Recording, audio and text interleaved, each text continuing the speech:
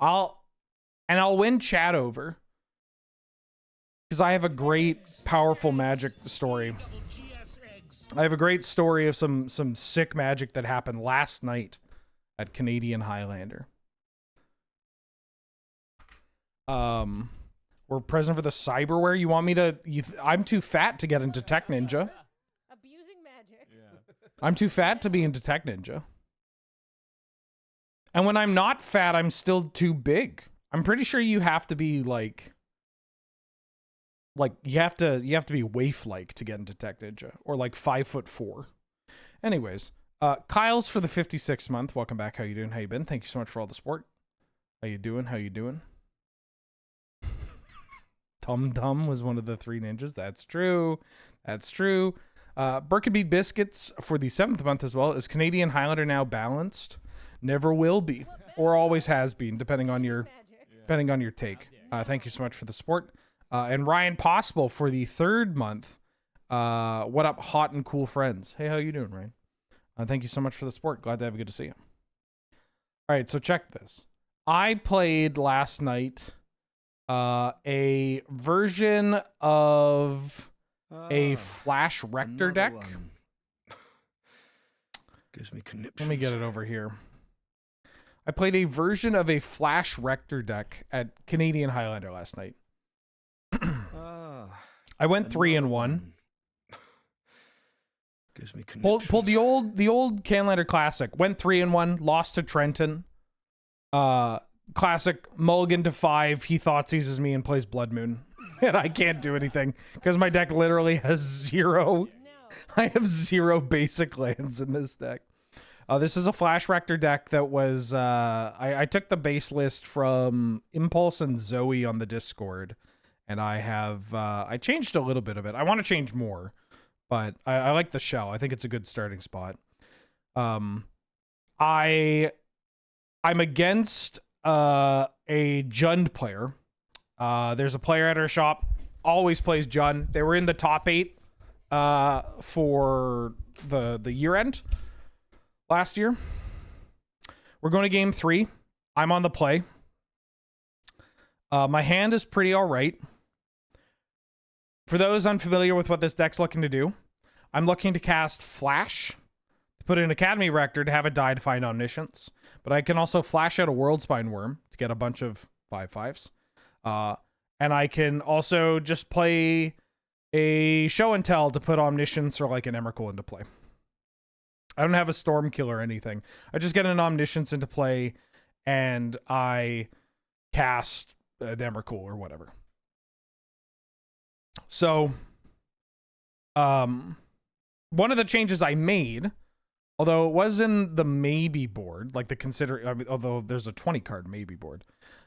This deck originally had Oath of Druids in it, and I wanted to add Channel and Spellseeker because I just wanted more ways of finding Flash. I didn't like the idea of oathing into Academy Rector or even like Emrakul the Promised End. Like, it just didn't seem too appealing to me. And I wanted the explosiveness of Channel for my Emrakuls. I liked another way to find Flash or to find like a silence or whatever. So I made some changes. Game 3 against Jund. I have a hand that is a tad slow, but it's resilient. Like, it's the kind of hand where I'm like, okay, I can basically just deal with whatever's going on. And in my hand, I have Emrakul the Promised End. My opponent doesn't know I have Emrakul in my hand. Like, they don't know I have Emrakul in my hand. They also don't know that I have this Emrakul in my deck. I played my land for turn 2 or whatever, and I forget what I did. I did something. I think I just, like, developed some mana or, like, cast a cantrip or whatever. And my opponent plays a turn 2 Dothy Voidwalker.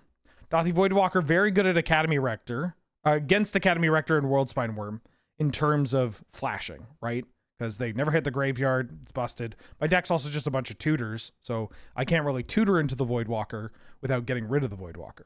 So they play Dothy Voidwalker. I untap, I play my third land, and I tank a bit, and then I cast a Solve the Equation. I cast Solve the Equation going for channel, and then I pass. My opponent is the type of player that will talk through their lines all like out loud sometimes. And so they're kind of going through like, you found channel, so you maybe have Emrakul. And I don't know if I want a Dothy Voidwalker to find hand attack because I just lose out on pressure. And I can hit your channel, but that's just, I get an extra turn and the Voidwalker's out of play or whatever. So they tank and tank, and they decide to play a Broadside Bombardiers. And they attack me for 5. Putting me to, The sun like, shine upon this Lord of Cinder. what did they put me to? They put me to 14, I think. I was at 19. They put me to 14.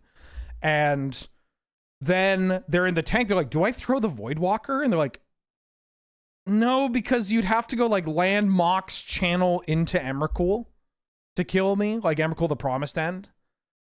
And they're like, so it doesn't really matter. And then even if you do that, like you go to like 1, and you know, if I have a bolt or whatever, and just kind of they're in the tank thinking about if they want to throw this Voidwalker, and they decide against it. They're like, no, you're too low to channel for Emrakul properly, and I think the Voidwalker prevents me from just losing to Flash Rector. So they pass.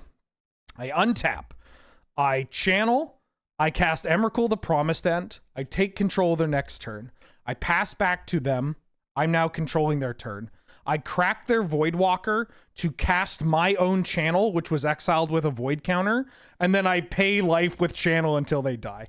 And it was so fucking funny. it was just like, yeah, it was so dumb because they didn't know that the Promised End was coming. Like, oh, it was so great. And it's one of those things where like I was playing upstairs in the was this round 2 or yeah, it was round 2. I was playing upstairs in round 1. So they had came, and that's kind of where the bathrooms are. So they had came upstairs just as I was in match, and I channeled for Emrakul the Aeon's Torn. So they like had no idea I was on Promised End, and they must have thought that this is the only channel that I'm going to, you know, cast. And so they're just like, yeah, I'm just doing it. Just, I'm going to keep you off Emrakul. I've kept you off Emrakul, and I've kept you off Flash. But just like, it's one of those moments where like, wow, this truly is the best game, huh? Like, how can you not get romantic about Magic the Gathering? NYCMTG gifted 2 subs to the community. Thank you so much. Those went to Bifferant and Be Free. Very kind to you. Congratulations to the folks that got those gifted subs. One for Mother's Day, one for your birthday. Well, happy birthday. And happy Mother's Day, everyone. Although that was on Sunday, but, you know, happy to all that. Gion E425 for the 6 month. Welcome back for the half year. How you doing? How you been? Thank you so much for all the support. Glad to have you. Good to see you. And Notorious AT Christ for the 2nd month. Welcome back. We love the 2-monthers. Gotta have the 2-monthers. Thank you so much for all the support. All by the changes, see the same points list? Well, I'm about to cover that in a second. Don't you worry. Don't you worry, babe. Because this is using, this deck was using the old points. The points updates effectively just goes into effect today. But for the last night's event, this used the old points. So as you can see, damn, Oxfield is quick. This says it's on 12 points because this deck has Balance and Merchant Scroll in it. The Cheese Standalone for the 46th month. Welcome back, God to have you. How you doing? How you been? Good to see you. Thank you so much for all the support. Hope you're doing well. Okay. Y'all want to talk points changes? Also, Sahara, how you doing? Excited by the changes. Definitely been this opponent multiple times. Oh, yeah. As a combo player, I really love watching my like fair opponents try to be like, what the hell do I do? Like, what are they up to? And I'm just like, I don't know. I don't know. Okay. So we made some changes to the Canadian Highlander points list yesterday. These changes went into effect today. These are the following changes made to the Canadian Highlander points list. Balance went from 0 to 1. Nadu Winged Wisdom went from 0 to 1, and Merchant Scroll went from 0 to 1. Two of these cards, Balance and Merchant Scroll, were previously on the points list. And before their removal, Balance was removed from the points list 2 years ago. Merchant Scroll was removed from the points list 1 year ago. Before they were removed from the points list, they had been pointed for effectively the entirety of our format.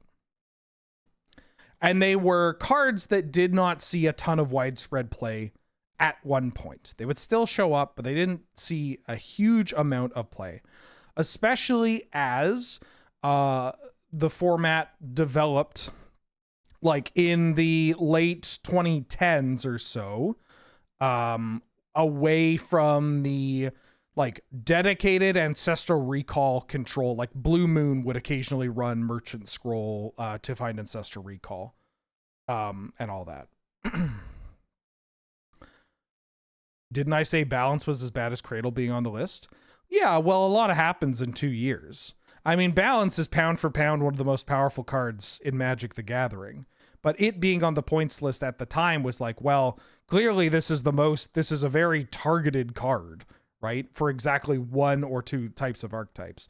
Until, and I'll explain it in my write-up here, until a lot of drastic changes were made to Magic the Gathering in the past couple of years where some of the most powerful cards of all time were printed. And those cards ended up impacting how people build decks no matter the archetype, right? Like, Ragavan and Ajani are a hell of a drug. Also, I had a super dope Balance last night where I got to kill off a Dryad Arbor. It was nice. Mind Twist back to 1. Gotta tell you, Robin, sometimes I forget about Mind Twist when I'm building decks. I don't think I've included Mind Twist in a deck in a long time.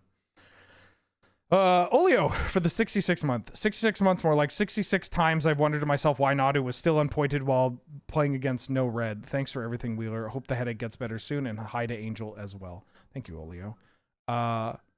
Yeah, I mean, I'll cover that when we get to Nadu. So the way that this is going to work is I'm going to go through the write-ups that we have here.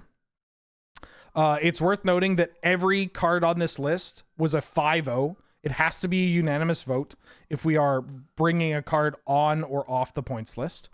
And the write-ups here are ones that I have written up personally, but they are written in a way to reflect the opinions of the council as a whole, with additional write-ups and blurbs from other counselors, such as Robin, such as Spencer, that are available on the Discord. I don't know why they're not attached here, but whatever, that's fine. I'm going to go card by card, obviously. I'm going to read this verbatim, and I will then go through the individual sentences, breaking it down. If you have questions about the cards themselves, feel free to ask them. And then at the end, we can talk about this as a whole. So there's also something, two things actually, outside of the points changes here that I'd like to talk about at the end that are in this announcement, or at least one of them is in the announcement, that are pretty important to the health of the format and the structure of the format, frankly. So let's talk about Balance.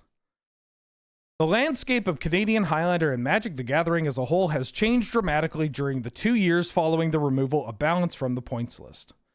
While this shift is defined by the abundance of cheap threats able to slot themselves into a variety of archetypes previously lacking in board presence, the knock-on effect of combo strategies rising through the ranks by capitalizing on this change has been just as noteworthy.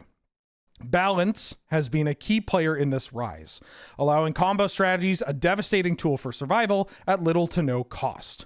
While part of our initial lowering of Balance was fueled by the goal of providing combo and prison strategies with an emergency button, the council believes the impact of this sorcery has on the format is too overwhelming for it to remain unpointed. So the landscape of Canadian Highlander and Magic the Gathering as a whole has changed dramatically during the 2 years following the removal of Balance in the points list. So yeah, 2 years ago, we voted for balance to be removed from the points list. The idea being that at the time, nobody was really playing it.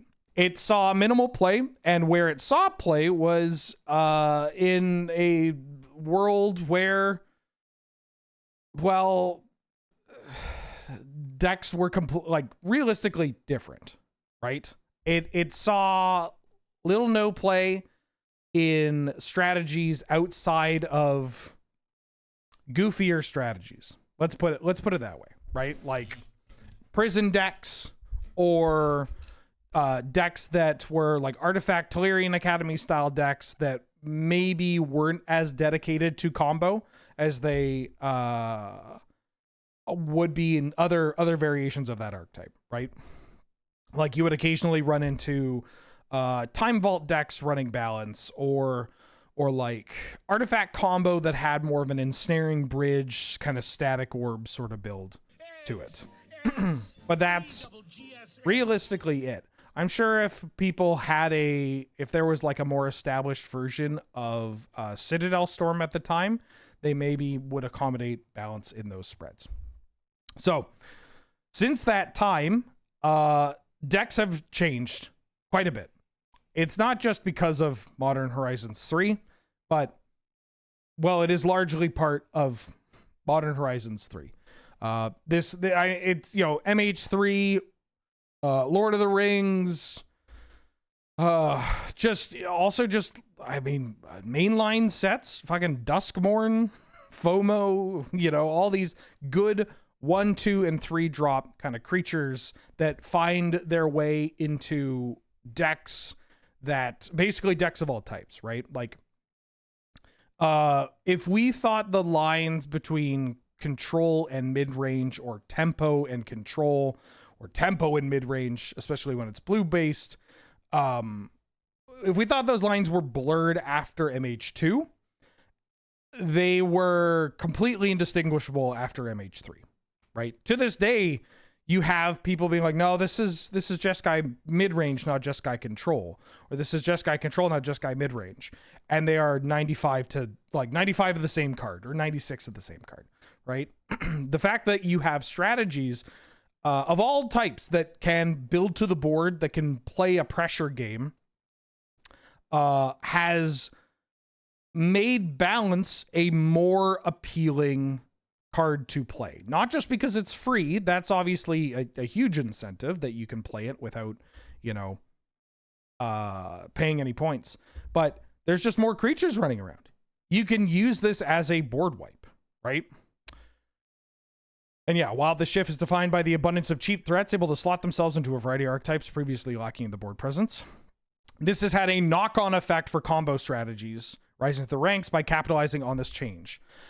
So while you have a metagame that is even more board-based than before, combo decks get to play into this because everybody needs an answer to Psychic Frog. Everybody needs an answer to Nadu. Everybody needs an answer to Broadside Bombardiers. Other combo strategies that were more combo control archetypes, or combo decks that had access to like counter magic or reactive spells, have had to trim some of those spells in favor of removal because of cards like Emperor Bones, because of even cards like Keen-Eyed Curator joining up with Skoos, right? They've had to shift their non-combo cards to accommodate for these threats, right? Which means that if you're cutting your spell snare, or your even like an evasive action or a miscalculation or whatever, to make room for another kill spell, to add like your go for the throat or your cut down or whatever, that's just another brick for a combo deck to capitalize on. Like, combo already has a lot of power in Canadian Highlander off the back of there not being sideboards, and also just sometimes you hit the matchup lottery, right? That's the case in 60-card formats as well, but 60-card formats, you can always go to your sideboard, and if you really want to say, wow, fuck combo, you can do that. You can be like, 4 Mindbreak Trap, 4 Fairy Macabre, 4 Leyline to the Void, 55 Hamburgers, whatever, to deal with that. Not always the case in Canlander. And so combo gets a lot of extra points from that, from being able to be like, oh, you had a hand with like Jace the Mind Sculptor and go for the throat or whatever. Sucks to suck. I'm going to storm out and kill you. I'm going to develop a time vault loop and kill you or whatever. So combo has gotten a lot of extra points off of players having to switch up their decks to accommodate for cards like, you know, Psychic Frog, Nadu, Emperor Bones, as I mentioned. The Ocelot Pride, a Johnny, a lot of MH3 cards, but also, you know, extending into like Broadside Bombardiers, Fear of Missing Out, Keen-Eyed Curator. I don't know. There's probably some other annoying white creatures there too, but you know, that a bunch of stuff like that they have to deal with. Balance has been a key player in this rise, allowing combo strategies a devastating tool for survival at little no cost. So balance, yeah, is great because on one hand, you don't want to play as a combo deck, you don't want to play too many cards that are not combo oriented, right? You want some amount of removal because you want to survive, and you want to be able to address problematic creatures, right? You want to be able to Swords their Thalia or Chain of Vapor their, I don't know, I'm going to say Authority of the Consuls because it doesn't matter. You want to be able to deal with what's on board and you want it so that you can, you know, go through the steps of what your deck's looking to accomplish. But you don't want too many of them. So they better be good, right? That's why often you see combo decks playing stuff like Swords or Path, where they could just say, it doesn't matter what it is. If it's a creature, I'm getting rid of it. Chain of Vapor or Into the Floodmaw, saying, I don't care what it is. It could be a creature, it could be an enchantment, it could be an artifact, whatever. I am going to get it out of play. I don't want to deal with it. It ruins my combo, or it interrupts my opponent's combo, right? Like I can, even if it's just like, well, I can stop the Time Vault for 1 activation, or I can, you know, catch an Academy deck with a draw 7 on the stack and I can bounce their Paradox Engine. That kind of thing.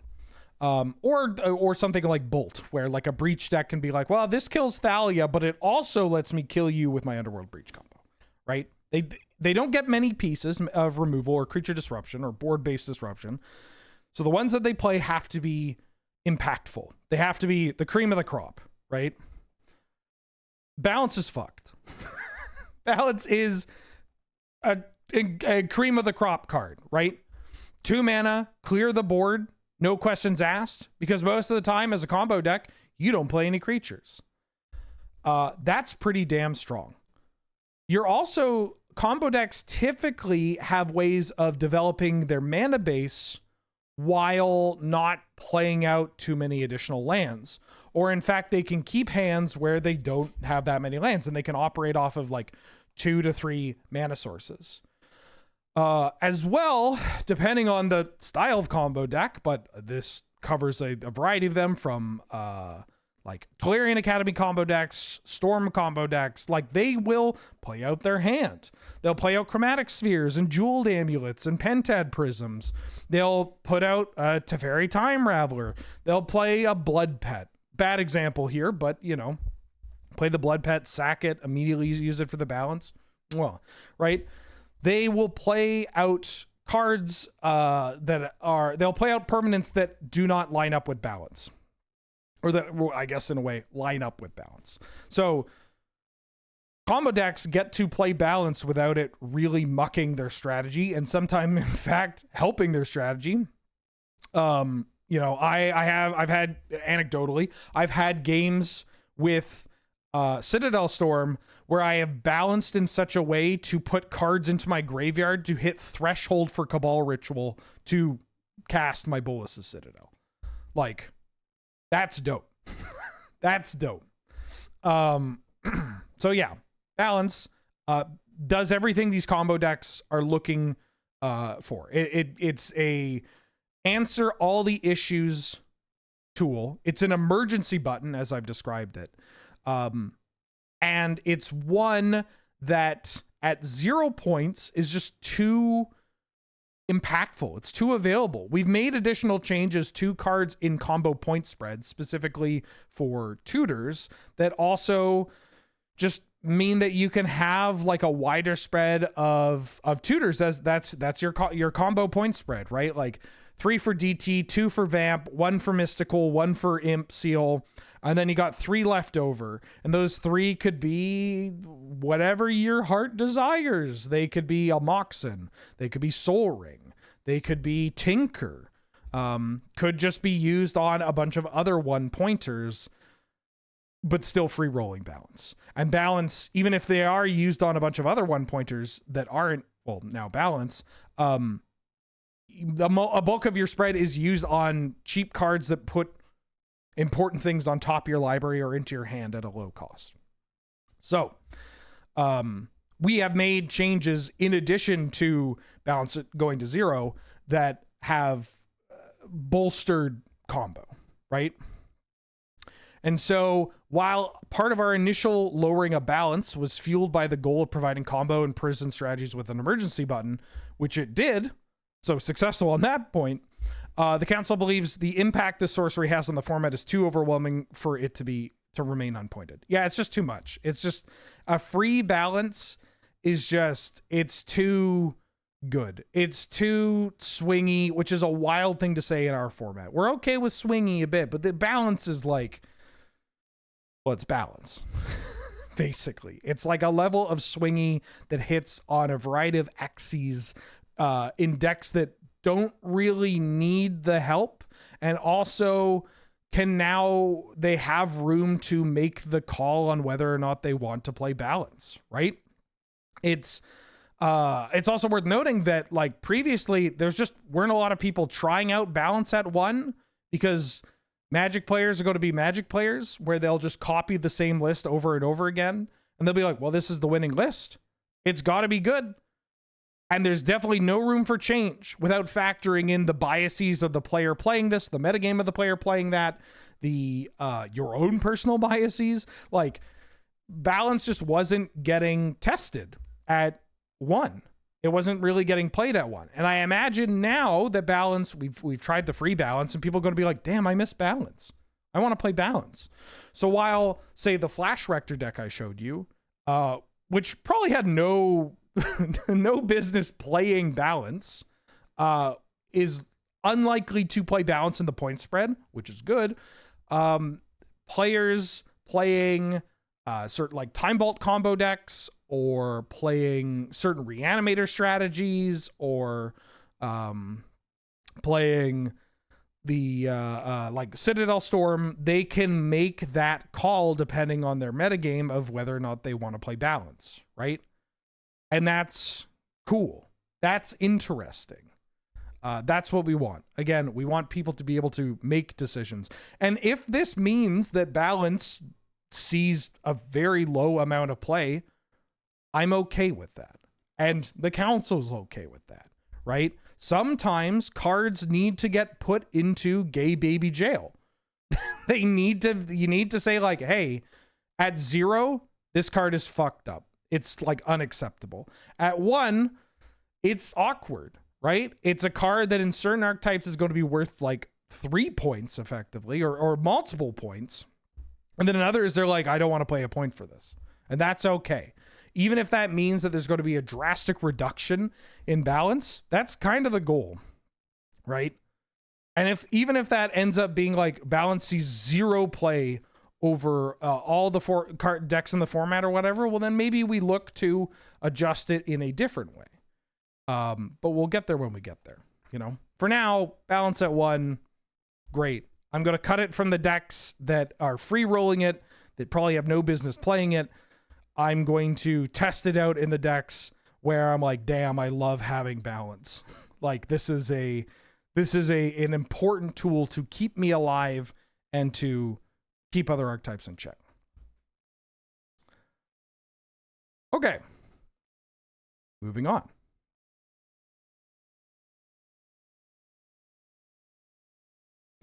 Widespread storm already in balance. Yeah. We're reducing the amount of balance in order to increase the amount of balance. Yeah, I guess if you want to be as confusing as possible. Bong Wizard 420 back for the 42nd month. Babe, wake up. New points update just dropped. I think I would be incredibly pissed if my partner shook me awake in the middle of the night to be like, hey, the points changed. I'm like, what? The fuck are you talking about? It's 3 a.m. It's 3 a.m. Is there a viable sack your board balance than face reward deck? Probably. I mean, there is that Yawgmoth Jacuzzi deck. That deck could run balance. That deck has a very weird point spread and could absolutely slot in balance. Or you could build it. That's something that Canadian Highlander players probably need to get more into. There are so many like unexplored archetypes in the format, right? Or archetypes that were explored, I don't know, 5 years ago, 10 years ago. And people are like, no, it's not good. It's like, oh yeah, when did you last play it? And it's like, well, I last played it when YJ had tournaments where if we got 16 players, we were playing for a Bayou. You know, it's like, oh, okay. Okay, I see. So this was a completely different format entirely. Got it. On to Nadu. Nadu Winged Wisdom went from 0 to 1. Nadu Winged Wisdom is no stranger to banned and restricted announcements. Despite the Canadian Highlander points list being a tad more forgiving than some of the regulatory measures of official formats, it too has a place for this multi-format powerhouse. The strength of Nadu, as well as the flexibility of accompanying combo pieces, has led to unwanted homogeneity across the creature combo ecosystem. While the Council believes that Nadu plays an important role in this ecosystem, we are aiming for its inclusion to be a conscious decision rather than an afterthought. Part of me wanted to write, it's Nadu. That's it. It's Nadu. Nadu Winged Wisdom is no stranger to banned and restricted announcements. If you weren't aware, Nadu is currently banned in Modern, is banned in Commander, primarily due to CDH, but also just any table because it's oppressive. But the CDH community clamoring to get this card banned. It has been a primary point of discussion to be discussed for banning in Legacy. It has been an on and off contender in Vintage, with Vintage Nadu showing up and doing well. Admittedly, it's not frequent, but anytime you have a card like this being like, hey, a Nadu, like, Nadu is like a reasonable card to play in Vintage.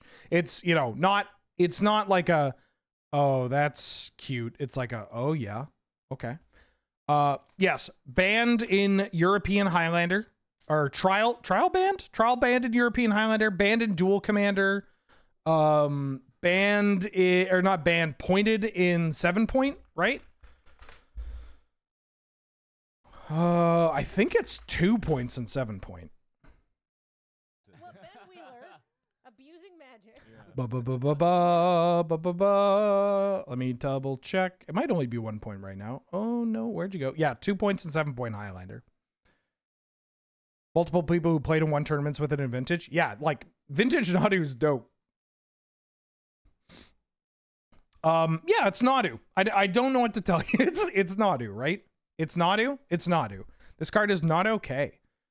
I don't necessarily need to sit here and tell you why Nadu is not okay. It is a card that is incredibly easy to combo with. It is a card that is just on rate. Also, well, it's not on rate. It's above rate in basically every category.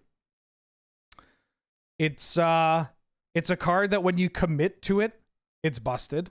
It's a card that when you only kind of commit to it, it's busted. And it's a card that when you just play it for funsies, it's very good. There aren't many cards that you can actually say that.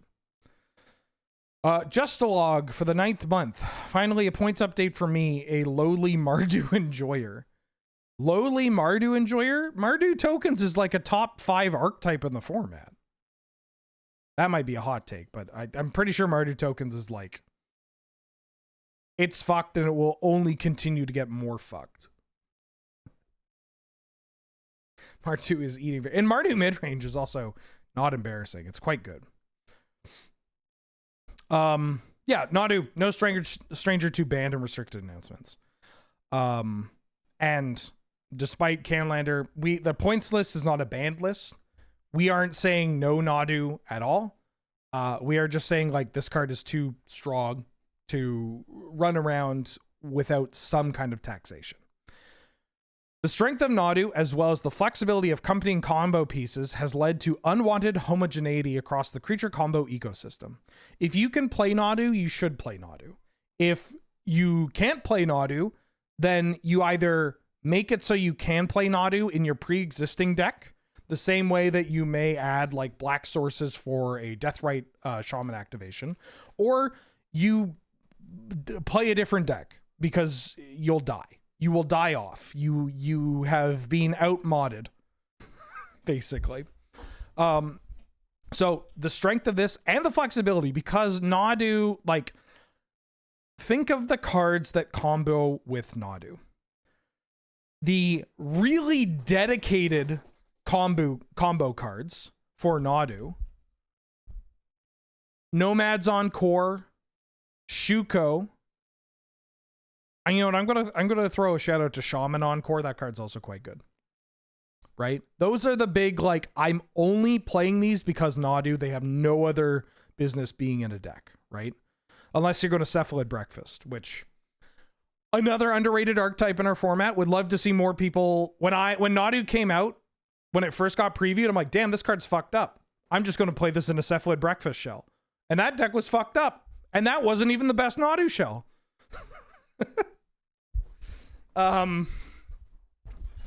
So like the dedicated cards for Nadu, the dedicated like combo cards for Nadu, 1 mana. They're 1 mana. That's a very quick Chord Calling. That's an Urza Saga tutor. That's a Shrinkmage tutor. Anybody? Right? Very easy to assemble. Very easy to find. When your additional combo pieces are just 1 mana, that's kind of messed up. And then the combo pieces that are not all in combo pieces: Bristly Bill, Scythe Cat Cub, Springheart Nantuko. I'll even throw Lightning Greaves into here. All these cards, totally reasonable. I think Bristly Bill and Scythe Cat Cub are unreasonable, actually, and Springheart Nantuko. Like, those are just good cards.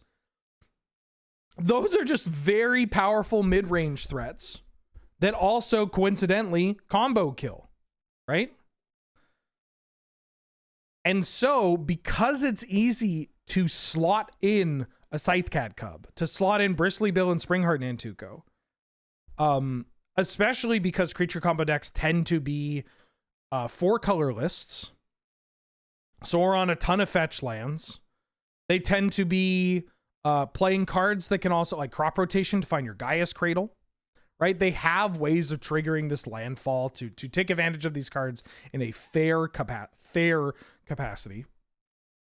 They get way out of hand, right? They get way out of hand. And because it's so easy to play, because you're already taking advantage of those cards, you just slot into Nadu.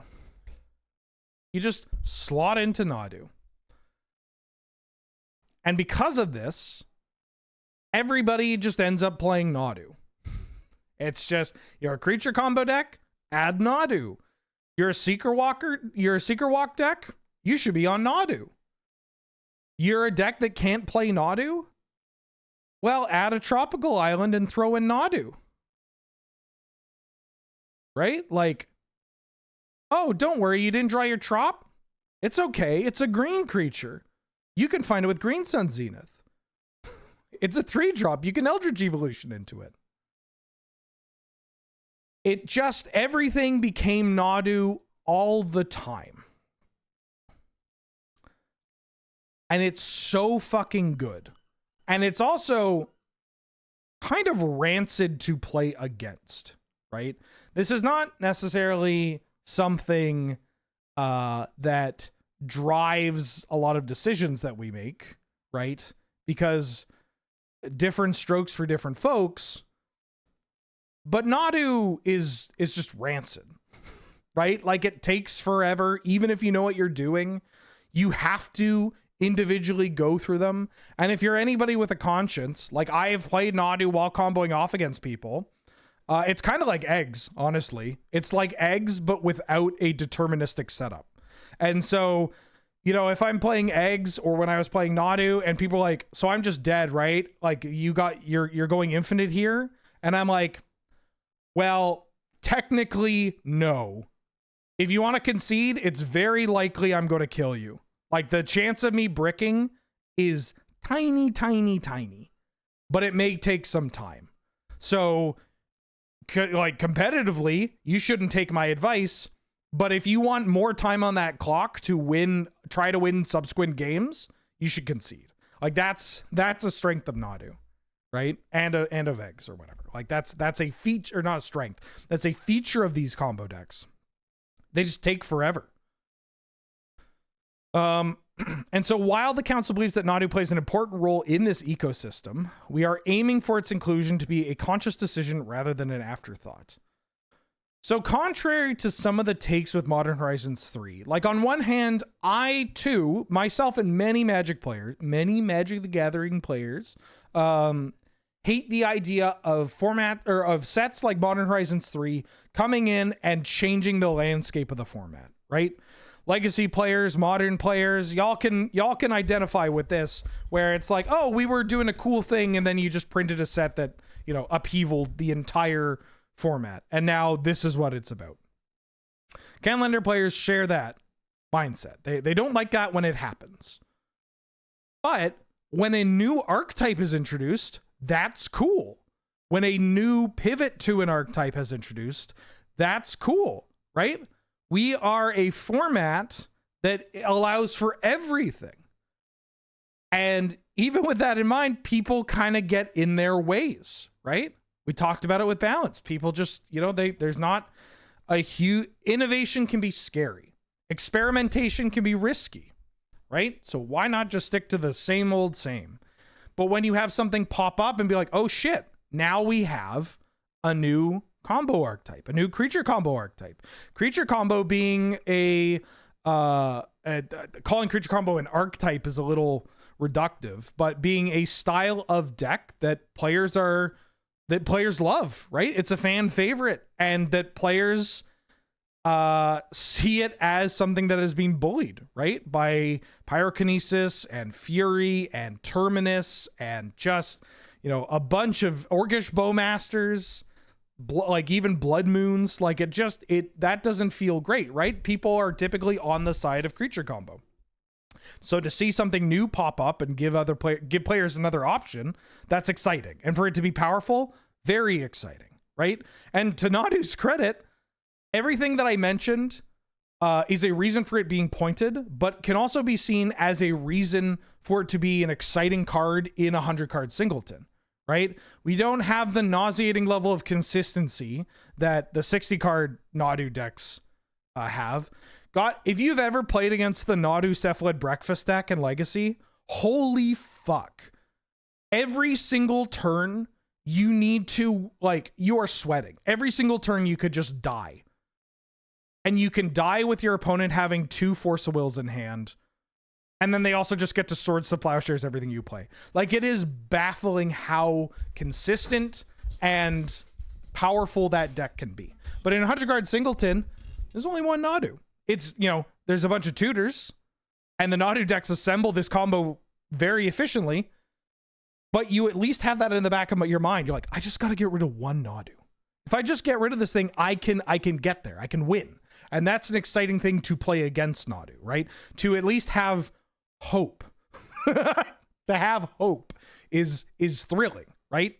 It feels good. It feels like you have an out. Players hate it when they feel like they're powerless, when they feel like they don't have an out. But with creature combo especially, and just, hey, there's only one Nadu, rappers all up in their ears like they're deaf. I don't know. I was trying to do a one beer left. Man in the Mask isn't even here, so what's the point? It's there's only one Nadu you need to get past. That's exciting. That lets you feel like you have agency, right? And so while the whole, like, you could be all in Nadu, you could be the half Nadu, you could just throw Nadu in. While that is all a reason for it to get pointed, that is also a reason to celebrate a card like Nadu in our format, right? Like, you get to be like, oh, that's so dope. What kind of Nadu deck do I want to build? What version of Nadu? How do I want to kill? How do I want to use my points? That's exciting, right? Again, this is a recurring theme anytime we talk about points changes, is that the most important part of format management for Canadian Highlander is there are two things. One is making changes that make players feel like they have control over how their deck performs and that their decisions matter, right? When you decide to use your points for balance and you win the game because of your balance, you feel great because you made that call. Other players could have made a different call, but you made that call. You put the balance in your deck. The balance did the thing. You're a fucking genius. You're the best player in the world. You should be winning Capcom Cup. Like, what are we talking about here, right? You feel like a fucking god. And that's cool. The second thing is making people feel like their decisions matter. So the first one is people actually feeling like their decisions matter. The second one is convincing them that that actually is the case when often it is not the case. Just like, I put balance in my deck. I'm a fucking genius. I'm the best player in the world. Buddy, it could have been anything. Your opponent played like shit. They drew poorly. It didn't actually matter. But it's making people feel like their decisions matter is very important, right? And Nadu going to 1 and people now feeling like, okay, I've made the decision to play a Nadu deck and to include Nadu in my points. That's exciting. That's a decision I have made, and if it works out, I'm a genius. And then the subsequent decisions that they make for which cards to surround Nadu, being like, oh, I went all in on my combo deck and I won very quickly. I am a genius. Or, oh, I have a Thassa's Oracle package backup. Opponents didn't know that. So I won games where they were prepared to deal with Nadu, but they couldn't deal with Thoracle. I am a genius, right? That's exciting. That's dope. And so that's a part of why we believe that Nadu is important. You know, Robin said it in chat where he's like, he could see Nadu going up in points down the line. I could as well. Absolutely, right? Like, this card is unreal. We are making a small change here because, well, that's kind of how we operate. We want to make these changes, let people kind of flesh it out, figure out what's going on here. And then if additional changes need to be made, we can make additional changes. But overall, I think Nadu going from 0 to 1 is a great change to make. I saw people being like, what took you so long? It's like, well, because this card does good for the format, right? It's the same thing with Urza's Saga. Like, I was very anti-Saga going to 1 for a long time because Urza Saga does a lot of good for the format. It's a card, for the longest time, I believed that Urza Saga, the only reason people wanted Urza Saga to be pointed was because it let players mulligan and still win games. And Magic the Gathering players, especially in 100-card Singleton, feel like when their opponent mulligans, that they are entitled to a win. Shit, I'm like this in Cube all the time. Like, it's just like, you know, they mulled to 6 and they still had the combo. I can't believe it.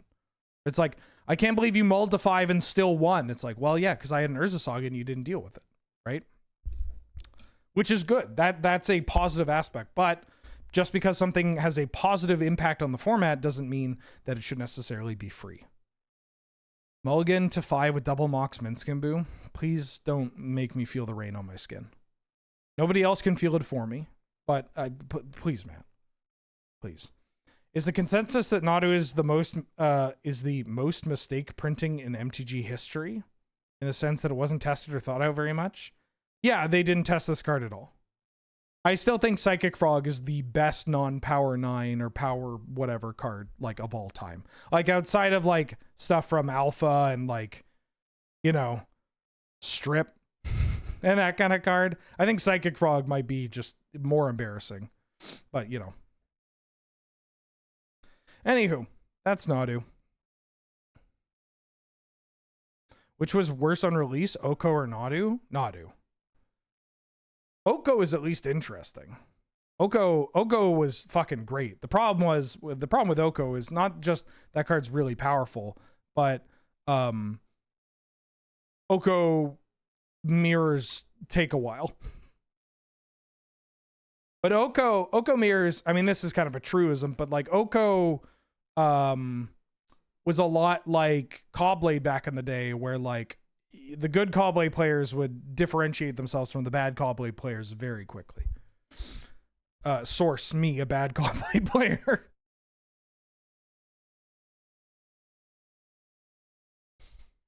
Or Delver. Actually, Delver's a greater example, because when I played a lot of Delver, I remember running into people that didn't know what they were doing with Delver, and they're playing because it's the best deck. That happens with every best deck. And just being like, what are they doing? Like, why? What are they prioritizing? Why are they prioritizing this? And you'd run circles around them. And Oko was a lot like that, where it's just like, it's powerful, it's strong, it can take over the game, but if they don't know what they're doing, they're going to like misstep or misprioritize something, and it all crumbles, whatever. Merchant Scroll went from 0 to 1. Last year, we removed Merchant Scroll from the points list due to minimal appearances across tournament-winning decks. The council made this decision knowing it would bolster strategies packing additional pointed cards with higher appearance rates, such as Flash or Ancestral Recall, but also with the hope of providing support to combo shells designed around Gifts Ungiven and Intuition. Since then, we've seen Merchant Scroll become a staple in top-performing archetypes, allowing for a level of consistency we're not entirely comfortable with. So, while our hearts go out to every high-tide player having to make a tough decision following this announcement, the Council believes adding Merchant Scroll back to the points list will lend to more diversity in archetype variants and play patterns. Very quickly, when I was writing this up, and for balance as well, I pulled up previous VODs of when I did streams about these points update streams. And I went to Merchant Scroll, and I was anti-Merchant Scroll going to 0. I ended up saying, let's do it. Let's give it a shot, right? Because ultimately, I would rather be a team player, and a team player that says like, yeah, fuck it, let's try it. Like, what's the worst that happens? It's too good and we move it back to 1? Who cares? That's just, sure, that happens. It's not embarrassment. It's not a failure. That's a part of format development. We, Canadian Highlander, and this can go out to other players in other, fan-made formats or fan-driven formats. Fuck, we don't have the tools that WotC has, so we have to use what we have at hand in different ways, right? European Highlander has the ban list trial. I think that's really cool. We have our points list allows us to kind of do that, where it's like, yeah, we'll try it at 1. If it's too much, we can make this change. And if it's too much, we can swap it back. Right? Because ultimately we're not banning cards. We're just saying like, you got to make a choice. You can still play it. You just have to make the choice to play it.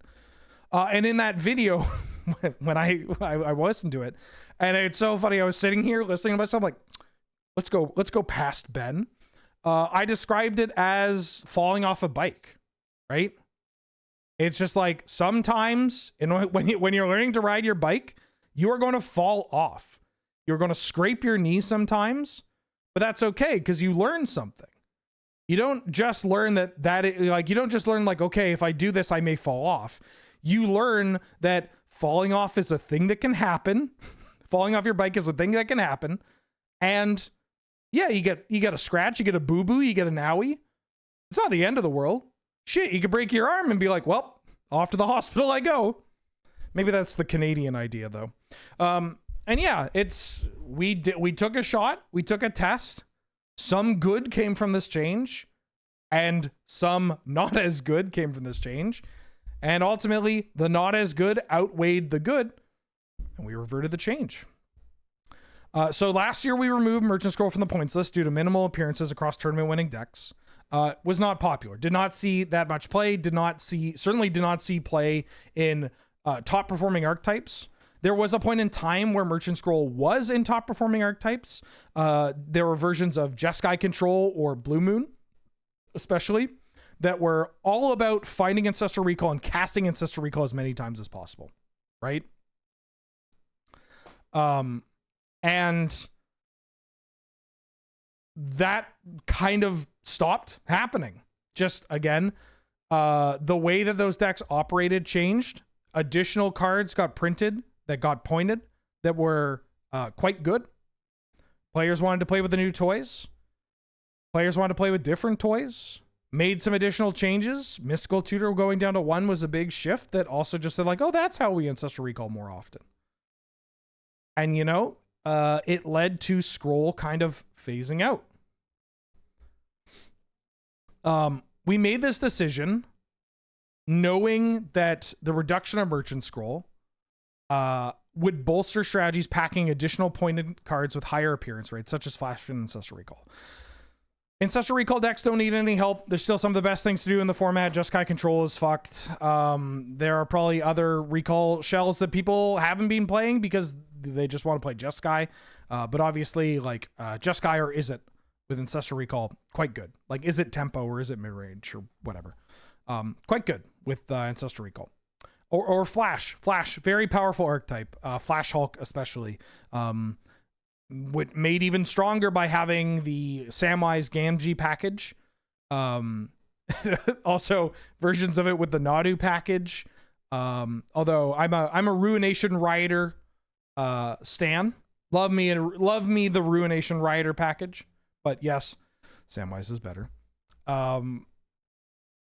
And we knew that, yeah, we knew that this change would help these decks that were already very powerful. Yeah, I'm talking about Samwise Gamgee's package right now. He calls it the Gaffer, I think. So we knew those decks would get a bonus. But we hoped that we would provide support to additional combo shells. Specifically calling out decks with Gifts Ungiven or Intuition, right? Gifts and Intuition are always in a weird spot. Basically combo decks that use like other tutors or other setup spells. Even, you know, stuff like Omnitel, fucking Thoracle, like wide breach spreads, High Tide, some even wackier storm shells, like a bunch of things. Oh yeah, I'll get to your write-up, dude. And we're like, hey, Scroll is like itself not the best, like it's a 2-mana sorcery, right? That realistically is a point when it finds Ancestral Recall or Flash or Force of Will, honestly. That's the biggest one. Honestly, might be the biggest one. Well, Recall's the biggest one, but Force of Will is the second biggest one.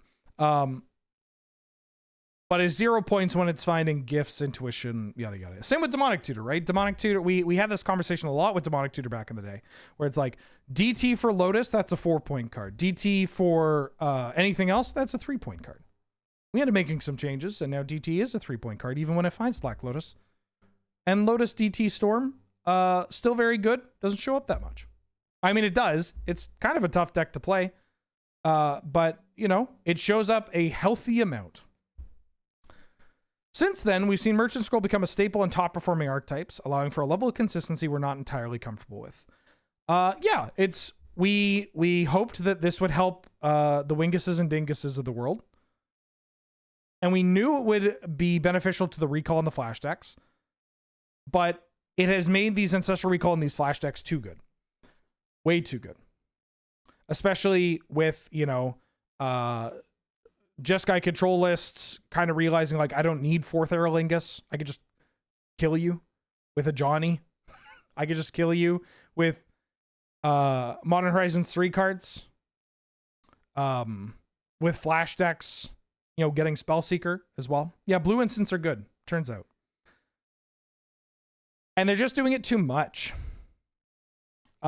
Which ties into the last sentence. I mean, I will say my heart goes out to the High Tide players having to make a tough decision following this announcement. Although realistically, no, you don't. You're playing Scroll in one. High Tide, what's your point spread? Like, if you're on the black one, you're on like Demonic, Vamp, Mystical, Scroll, Intuition, Gifts Ungiven, like Treasure Cruise, Dig Through Time. If you're on the Breach list, then like Breach, Scroll, Gifts, Intuition, Mystical. What am I missing? There's some other stuff here. You get the picture. But the council believes adding Merchant Scroll back to the points list will lend to more diversity in archetype variants and play patterns. This is the basic thing. Like, people don't necessarily hate losing to Jeskai. I mean, they do. But people don't hate losing to Jeskai.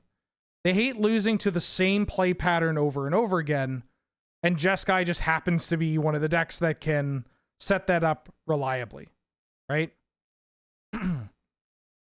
Like, they hate it when the Jeskai player Ancestral Recalls 3 times and then kills you with a Pyroglyph or kills you with an Ajani Nacatl Pariah. They hate it when they the Jeskai player will always Merchant Scroll for Force of Will and then play a Comet with Force of Will backup, and you can't do anything. And they just keep doing that, right? It's they hate the fact that decks like Flash do the same thing over and over again, where they just set up, cast Flash, game's over. And because Scroll was adding too much consistency to those archetypes, it's just better at one. Just better at one. And like Balance, maybe we'll see players playing Merchant Scroll at 1 even more, right? After they're like, wait, hold on. Do I really need this Dig Through Time in my Jeskai list?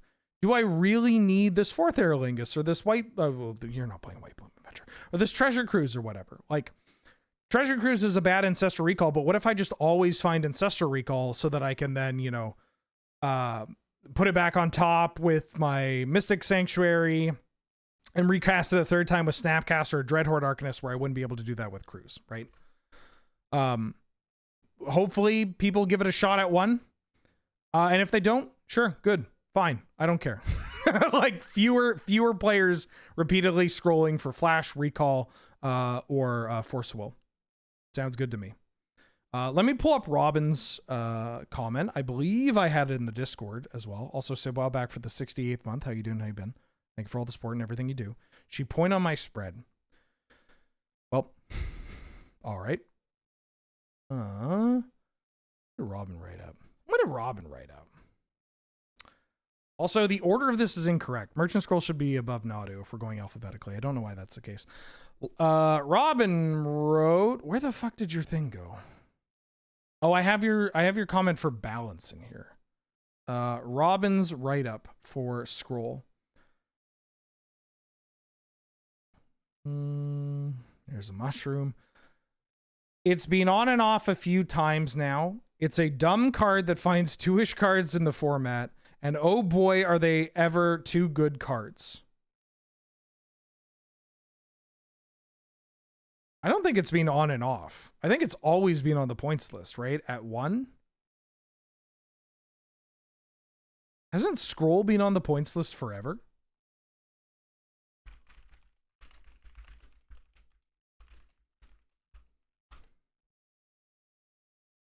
Let me try to find this. Like, it was at least on the points list in 2012.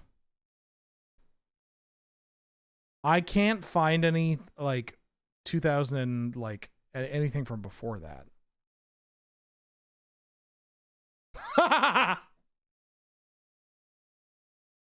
Hold up. Check this shit out. Check this shit out. Man, AI is a piece of shit. In Magic the Gathering, the Magic the Gathering format known as Canadian Highlander, decks are constructed using a points-based system. Each deck has a total point limit of 10 points that is used to buy cards off a points list. This system helps to balance powerful cards and create more diverse metagame. In 2013, the Canadian Highlander points list included cards like Demonic Tutor, 4 points. I think that's right. Demonic Consultation, 4 points. No, that's not correct. That's not correct. The consult was not 4 points. Holy shit. Damn, AI fucking sucks. Yeah, they're both demonic. Anywho. My problem with cards like Merchant Scroll is that non-flash players will easily cut it at 1 and add it at 0. It's a boring card that bears no attachment whatsoever. There may be a better solution in the future, but it's really no big deal if it rots on the points list at 1 either. I don't love this change, but I also really love the card. And then mushrooms. Yeah, I'm okay with that. I'm okay if this card rots. If it's just stuck in hell, sure, why not? Why not? It doesn't do anything interesting. It doesn't actually help diversity. It just makes the bullies even better. And that's not great. That's not great, man. Finally, the last part of this announcement, although I'll talk about something else in addition to this that I have mentioned on the Discord. Council expansion. Or I believe as what did I call it? Commitment to council expansion. Canadian Highlander has grown exponentially over the past half decade, and the council is looking to make administrative changes to reflect that. While we do believe it is important for the format to retain its de facto headquarters of Victoria, BC, the council acknowledges Canadian Highlander has grown beyond the coastline of its island capital. It's because of this that the Canadian Highlander Council is committing to an expansion of the council, with the goal of incorporating international representatives. The council will be adding 2 additional seats, and the selection of these candidates will take place over the remainder of the year, with their appointment to be announced accompanying a future points update, with a commitment of this being by 2026, like by the first announcement of 2026. Canadian Highlander has grown exponentially over the past half decade, and we're looking to make administrative changes to reflect that. Canlander is very big, right? Like, we have meetups of over 100 people at like Magic Cons. We have Canlander content and VODs getting like, 50,000 views. We have a Discord with like thousands and like, I don't know how many people are in this Discord. Like, what is it? Like 5,000, 7,000? Pretty high number. All things consider. Members. You just want to tell me 6,000 members on the in the Discord. We got a lot, folks. We got a lot. The format's big, and it keeps getting bigger. It just keeps getting bigger, and we're looking to make changes. And while we do believe it's important for the format to retain its de facto headquarters of Victoria, BC, the council acknowledges that it has grown beyond the coastline of the island capital. The format's gotten bigger. We want to accommodate this surge of players and international players at that. Basically, people outside of Canada, and people outside of North America as well. And so while it is important for us, for the format to, you know, be anchored in Victoria, we want to show that we have grown. We want to get more voices involved.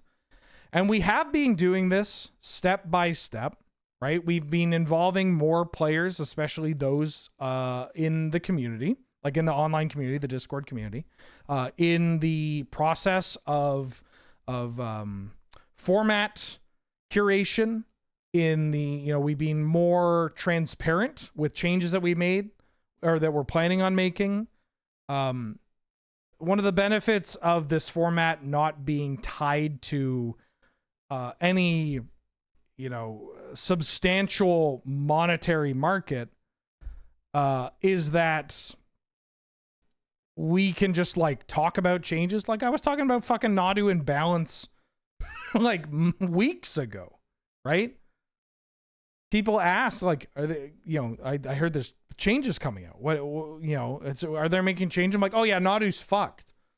You know, stuff like that. We're trying to be more open about this, right? Trying to get people involved. And we've been doing that, but we want to make something a little more substantial. It's because of this that we are committing to an expansion of the council with the goal of incorporating international residents or representatives. When I say international, I mean people outside of Victoria, BC, and on the Discord. If there happens to be somebody on the Discord that ends up on the council and they live in like London, Ontario, that's fine. They're selected because of their participation on the Discord, because of their involvement in community management on the Discord, right? Ideally, we're looking to get, you know, it would be nice if the players that we get, even if they are from the online community, happen to be from outside of Canada or outside of the United States, especially. But we are looking for the players, the individuals, the community leaders, community members that are right for the job. We're looking to add 2 seats to bring us up to 7.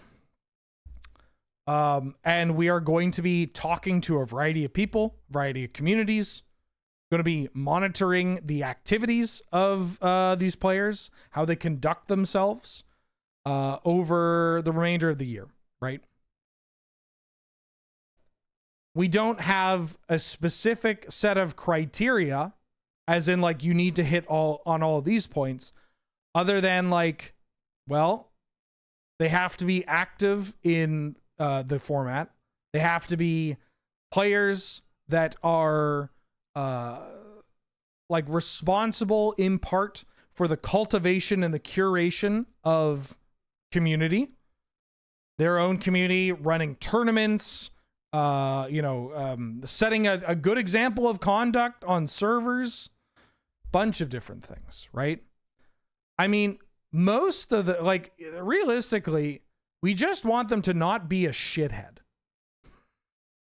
Like, we are aiming for people that we are adding on to not be combative, to be, to set an example for how to conduct themselves, and to be passionate about the format, right?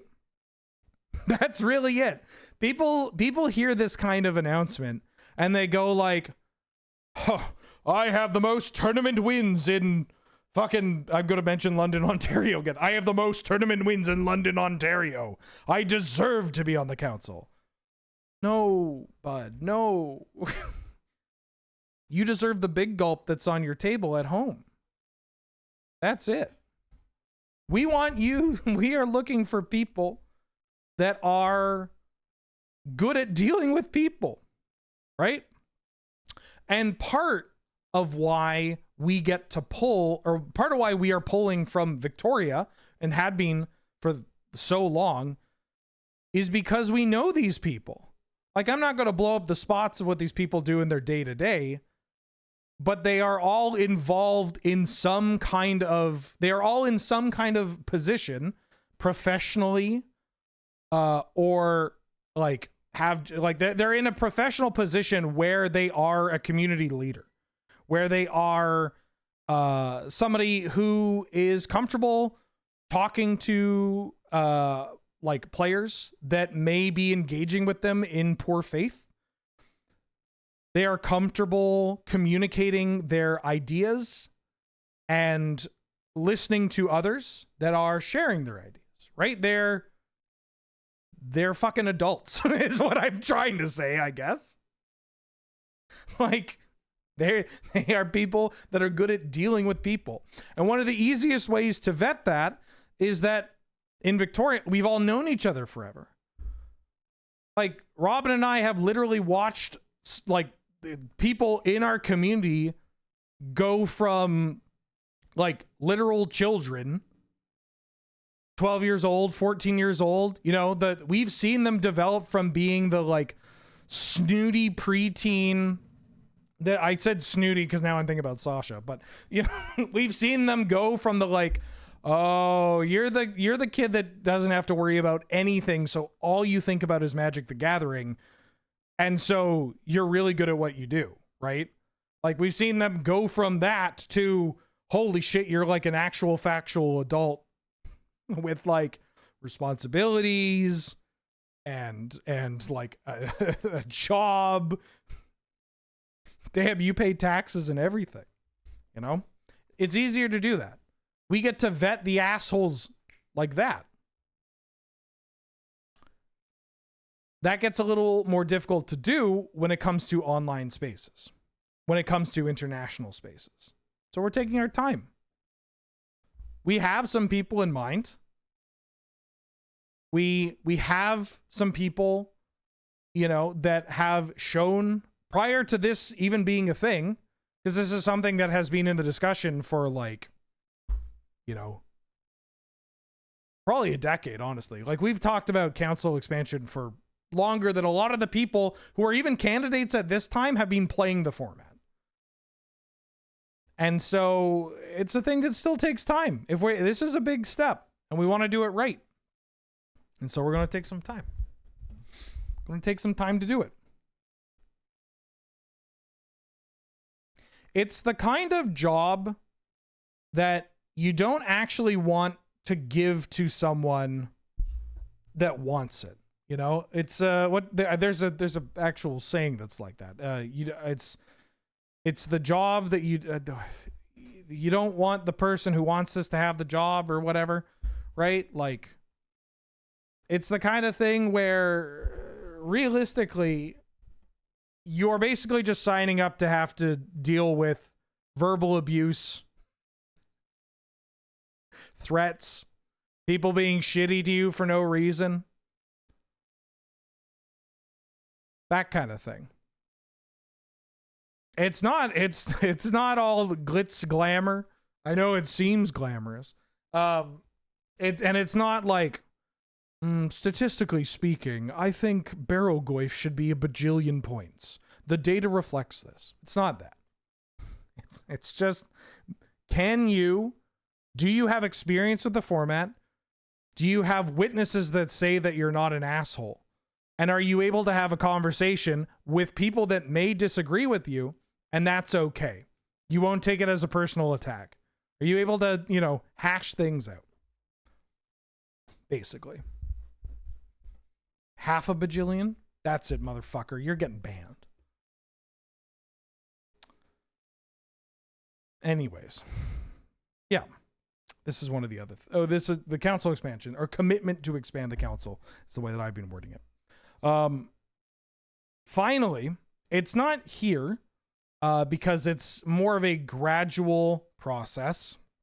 And also, it is very relevant to the format and the health of the format, especially as I just mentioned, you know, the online space, the Discord is very important. Is that we are looking to do an update to the code of conduct.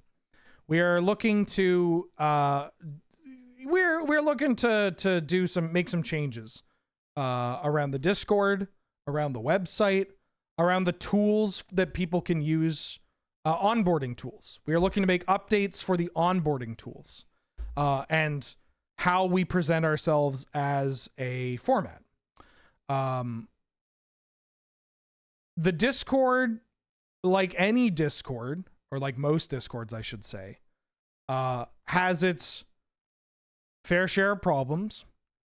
People have opinions, but they don't have manners. And while a lot of that can be dealt with individually, it is easier to deal with this through a cultural change, right? Like, what is one of the best ways to get somebody to change their behavior is to have someone whom they deem a peer tell them, hey, knock it off. It's that easy. It is so fucking easy, dude. And maybe a part of that has to deal with toxic masculinity and, you know, status and power and whatnot. But, you know, it's so easy to just be like, hey, don't do that. Hey, don't say that. That's not cool, dude. But in order to get players to do that, in order to get community members to do that, we need to lead by example. And we also need to have a well thought out document that we can be like, hey, I know this says don't be a dickhead in the rules, but I don't think you understand. It says, hey, don't you ever be a dickhead. You know, that kind of thing. That's something we would like to do because we recognize the strength of the Discord as an onboarding tool, but we don't want to rely on it too much, especially when there are cases where even players such as like myself or other counselors don't feel comfortable is not the right word, but it's just not worth our time, right? Bad faith actors are going to appear everywhere, but like, I could literally use my time doing anything else. Do I really want to like hop on the Discord and have someone be like, you haven't pointed Tameo, you don't know what you're doing. You know, you are playing this deck incorrectly. And also I'm the best or whatever, right? Like you don't want to run into that kind of person and be like, I should engage with this person in a way so that I can convince them otherwise. No, you just don't do it. You just go like, okay, sure, whatever. You walk away. And we don't want that to happen, right? Because if that can happen to people that are established, I mean, fuck, if it could happen to somebody who it's my server, I can hit the big red button and it all goes away, right? Like if that happens to people like me or people like Spencer or people like Evan, like that shit can happen to somebody that's like, hey, I love Highlander. I just got into the format. I built my first deck. Here's Gruul Shaman ramp. Please let me know what I can change. And somebody comes and goes, first thing, you're a fucking idiot. Shamans is unplayable. You know, that kind of thing. It's like, no, dickhead, no. But also, we don't want to necessarily go around just ban, right? If they're a repeat offender, pop, get out of there. But we just want it to be a place where new players can get integrated into the format and not be harassed because they're new. And maybe this is an impossible task. But, you know, Canadian Highlander players are not unfamiliar with Sisyphean tasks. We can do it. And then part of this is also just like getting, you know, changing the use of the website and leading by example, right? One of the ways, again, it's all about setting the culture.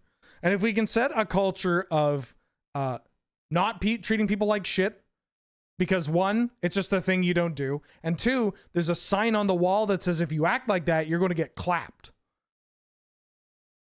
Then we can lead by example and change the culture in different ways to allow for more onboarding tools that are not just the Discord. The Discord is one of the most powerful tools that we have, and we want to use it better. We want to clean our house before we invite people over.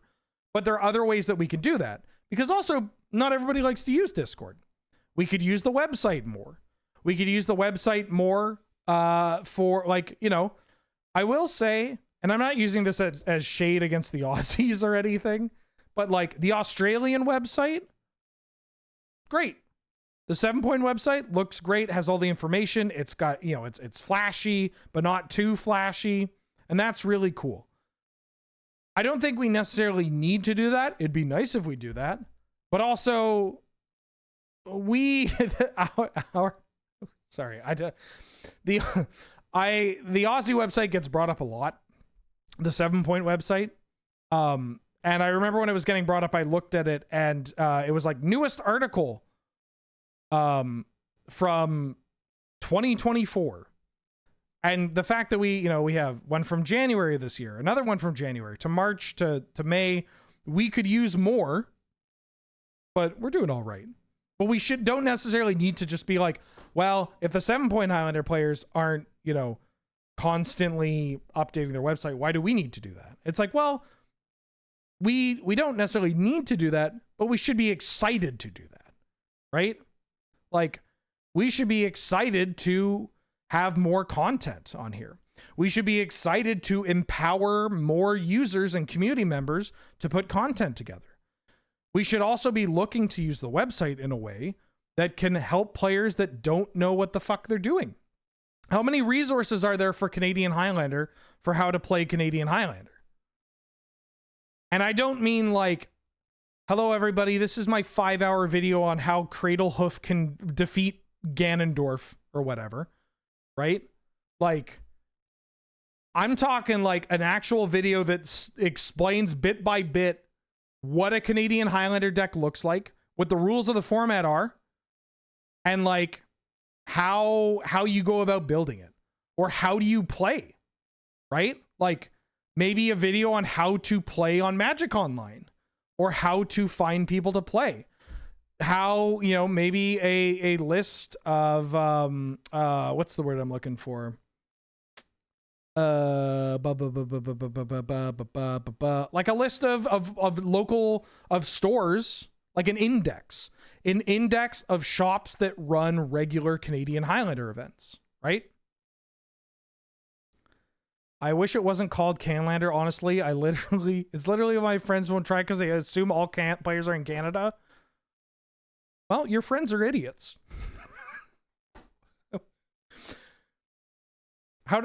Unless you're from like Lille or Paris, how do they feel about eating French fries? Or do they call them freedom fries? Like, what do we... Yeah.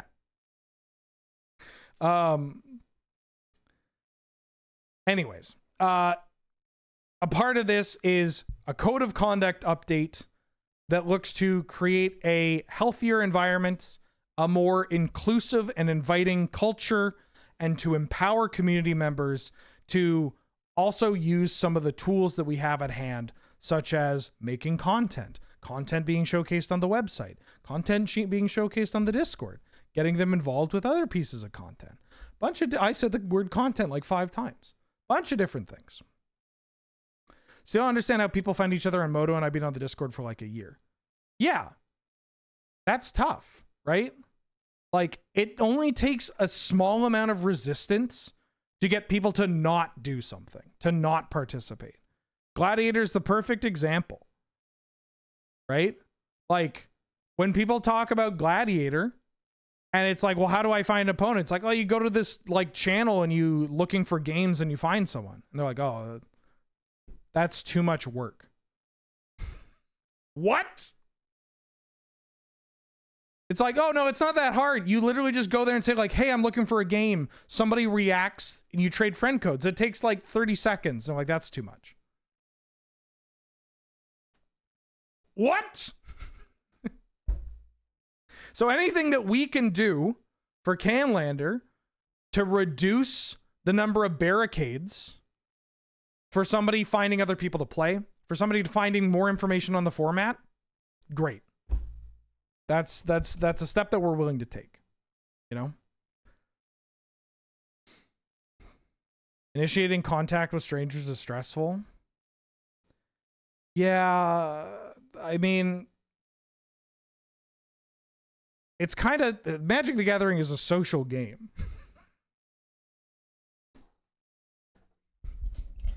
I guess hitting the button and finding a random opponent removes any and all humanity from it.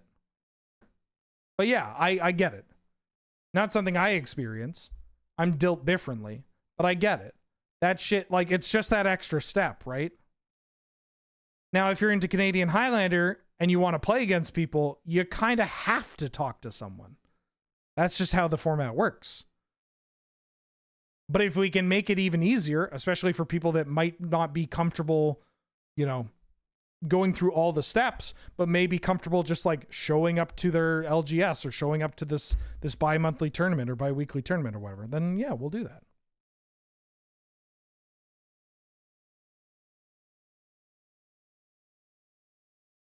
Anywho, does anybody have any questions, comments, or concerns about any of the changes that we meant or that I talked about here? Oh yeah, Griffin, I saw yours earlier. Not sure if this has already been discussed, but were there any other cards discussed, voted on? Cards like Psychic Frog being added, something Johnny considered. We talked about Wrenn and 6, about reducing Wrenn and 6 to 0. I'm into it. A lot of other counselors are into it, but we didn't want to rush it out the door. We didn't want to rush Wrenn and 6 out the door. We didn't talk about adding any other cards beyond the ones that we added. We just, at least I don't think we did. I mean, not seriously, at least. Like the 4 cards that we discussed were Wrenn and 6, Merchant Scroll, Balance, and Nadu. Oh, sorry. And we talked about Flash. We talked about Flash and Protean Hulk. And maybe trying a version of the points list where we have Flash at a reduced points total with Hulk being added to allow for more decks to maybe experiment with Flash outside of Flash Hulk. That is also a much more complicated discussion to be had because obviously we gotta, it's somewhat uncharted territory, at least in the current landscape of Magic the Gathering. But it's interesting, right? Because it's like, well, on one hand, there are people that like playing Protean Hulk decks, like Sandy B, right? I love Sandra Bullock, the actress and the archetype, but it's pretty bad. And so it's a conversation of like, does adding 3 points to Hulk or 2 points or whatever, does it actually help? Like, does it make it that much worse? And like we went through a bunch of potential point spreads for like Sandy B or Abzan creature combo that would incorporate Hulk. And it's just like the card that they're cutting is basically a 7-pointer or 7%er. Like they're cutting a card that's like, God, I hope I have this Soul Ring and or Mox Emerald in my opening hand so I can try to high roll. And that's it. And so like maybe that's okay. But we want to cook it a little bit more. You know, there's more of a conversation to be had. Partially why I wanted to play this Flash Rector deck as well. Get some reps in with it. I asked rhetorically about content to get new players in, but as someone new to Canlander, where should I look first? Gem Raid, I would recommend watching some North 100 content. We have a video on, admittedly, it's not the best video. I would like to do more, and part of this conversation was I want there to be more resources. But watching something for North 100, either North 100 Showdown, which is the gameplay show, or North 100 the podcast, which is when we talk about Canadian Highlander, will help give you something to work with. Watch Bunch, I think I know what archetypes are. I mean, finding games area. You're going to want to look at the Discord. Is it Discord Canlander? Yeah. You're going to want to go to the Canlander Discord. There's a looking for games channel. And there should be people that are in a similar spot, right? There should be people in a similar spot that are looking for, if you, I know it's a point of vulnerability, but if you show up and go, hey, I'm new to Highlander, but I need to start somewhere. Can somebody play with me? You will find somebody to play with.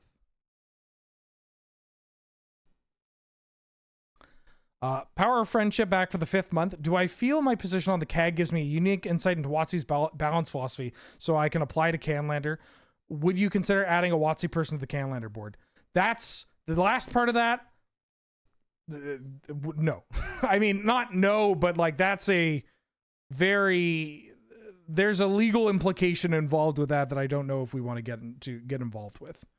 But my position on the Commander format panel and on the Commander advisory group, and the fact that the company that makes Magic the Gathering pays me to help curate a format that is one of the closer analogs to Canadian Highlander.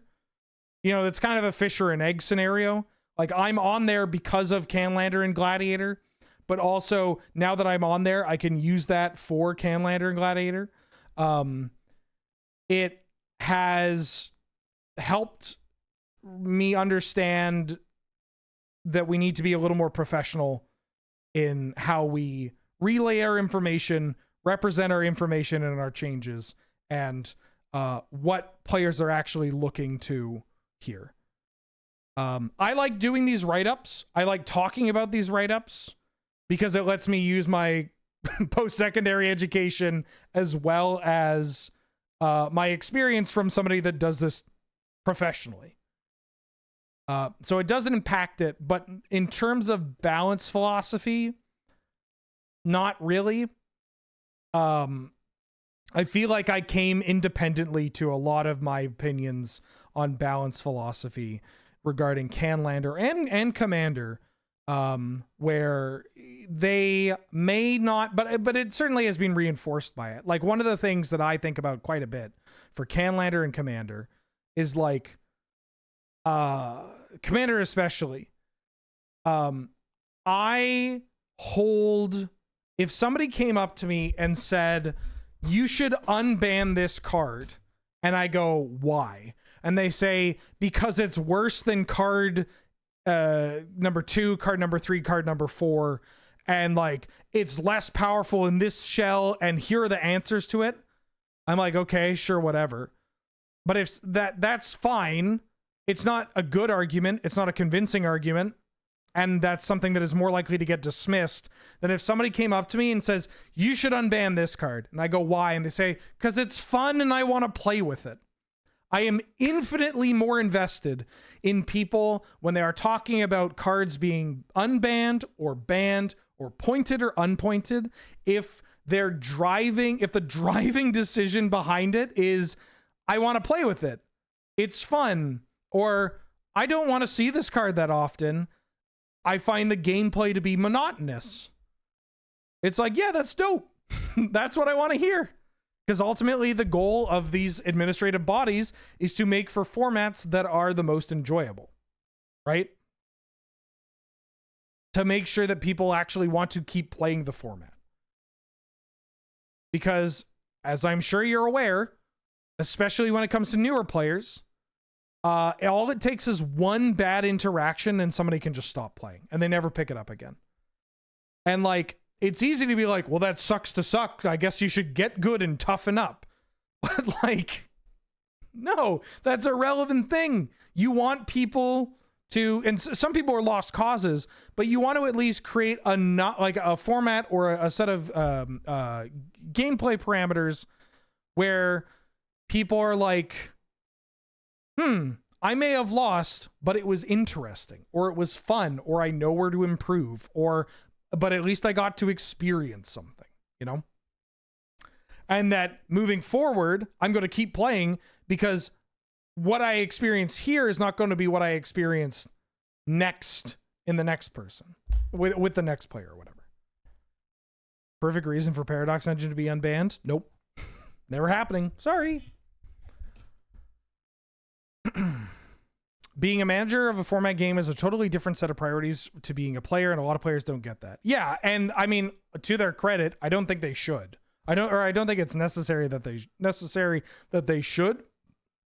But players tend to, especially players that are good at the game or think they're good at the game, try to word their opinions in such a way that they think they will be more convincing, and in fact just shoot themselves in the foot.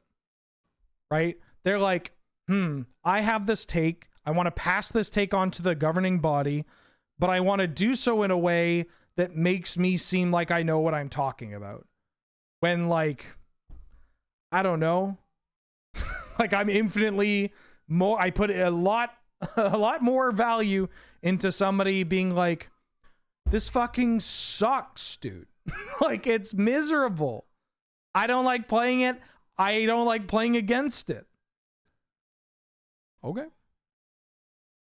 Anyways, any other questions, comments, concerns before I get into the second part of the stream? I guess to put a cap on this as well is that, yeah, something I would like to do is I would like to create some videos or some content that are very like just straightforward, like, hey, you want to play Canadian Highlander? Here's how you play Canadian Highlander. And I mean, like, here's how many cards you have in a deck. Here's what the points list is. Here's what you need to do. Here's what you don't need to worry about color identity or whatever, anything. Like, this is what the format is, and this is what the decks look like, right? Like, very, very basic things. Because it's so easy for players to be like, yeah, of course they'll know. They play Highlander. They have to know. These people are coming from Commander. Commander's not Magic. It's bullshit. It's fun bullshit, but it's bullshit, right? You gotta start at step one with a lot of these people. And that's good. That's a resource worth having. Man versus Manatee back for the 17th month. Welcome back. I'm going to MagicCon Vegas, and it's going to be my first event outside of my LGS. Any advice for a first-time con goer? Can't wait for the Lure Mystery event. Yes. 1, drink a bunch of water and make sure to eat. Carry lozenges on you or some like xylitol gum. For the love of God, shower and bathe every day and use clean clothes. And most importantly, just do what you want.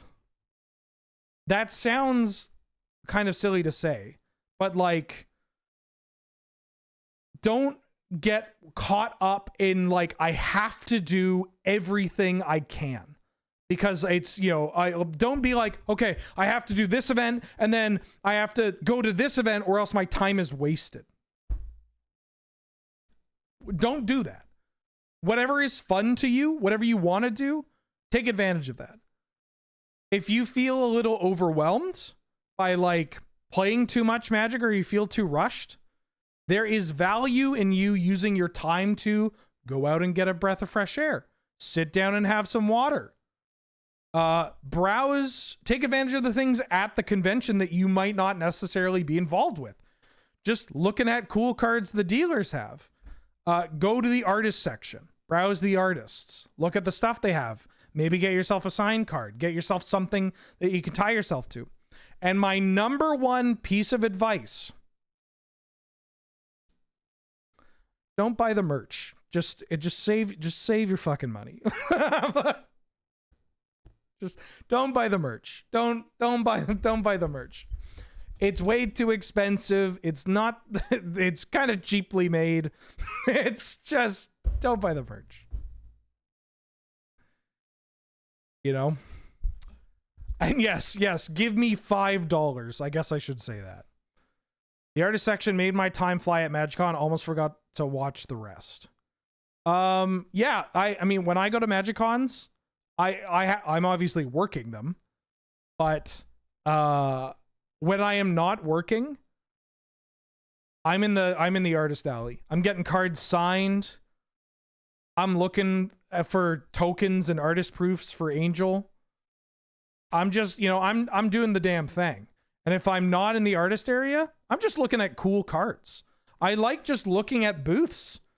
You know, I keep my eye out for cool like FBB duels or cool German foils or whatever, but I kind of just like looking at what people have. And it's just fun. Sometimes you might stumble into gold. Like I have been, you know, perusing these booths, and then all of a sudden I will like run into a booth and be like, holy shit, they have Chinese P3K and it's dirt cheap. Buying that, scooping it up, you know, stuff like that. And even if I don't buy that, who cares? Sometimes it's just fun to look at and be like, damn, cool cards look great, you know? Yeah. There's so many things you could do as well. There are shows to watch, panels to watch. Yeah, you don't have to just play Magic. The big part about Magic cons is that they are literally it's a convention, right? It's a convention.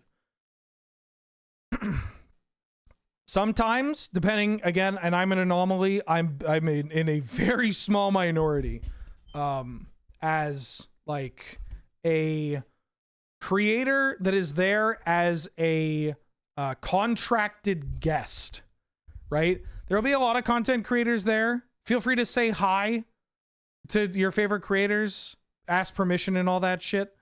But like, there are very few people that are actually there that are like contracted, paid to be there. So for me, you don't have to feel guilty at all. You just come up. You can say hi. I'll sign a card. If I got time, I'll jam a game. I'll take a photo. Yeah, just ask. And you're not bothering me. This is the big thing. It's a rule on the channel not to apologize. Too many of you fucking come up to me at these events and apologize. You're like, sorry for bothering you. You're not bothering me. I'm here. I'm paid to be here. I am a normal person. Honestly, I'm a normal person to my fucking detriment. You know? There will be a Canlander meetup in Vegas. I just need to get my schedule to figure out when we're doing it. Usually it's very rarely on the Friday. Saturday is ideal, but I got some lure events. I've got some signings and I got some other stuff that I need to do.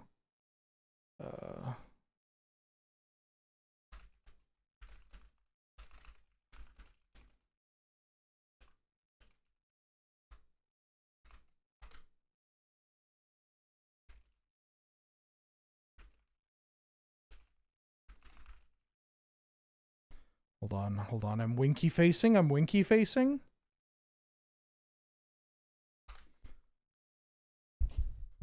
Anyways, points update. Cool changes.